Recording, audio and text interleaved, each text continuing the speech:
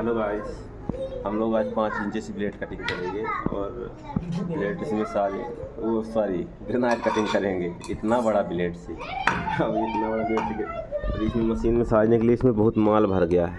तो अपना माधव इसका माल निकाल रहा है ताकि ये इतना बड़ा ब्लेड को हम इसमें लगा सकें।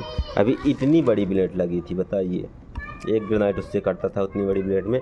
अब इतना बड़ा ग्रेनाइट ब्लेड लगाएंगे ग्रेनाइट काटने के लिए। माधव थोड़ा सा जल्दी साफ़ कर लो, फिर चलना है। इधर का इसके अंदर का काट लो, खोद लो। ये अपनी कटर मशीन है, एलिफेंट कंपनी की मशीन है, बहुत मजबूत होती है और ये GRD के ब्लेड डबल पत्थर काटने की क्षमता रखती है। ये मशीन से डबल ग्रेनाइट साथ में काट सकते हैं, इतनी क्षमता होती है इस मशीन में। ये एलिफेंट की कंपनी की मशीन है। क्या है माधव? एलिफेंट कंपनी हाथी कंपनी की एक वाइब्रेटर भी अपने पास है। हाँ।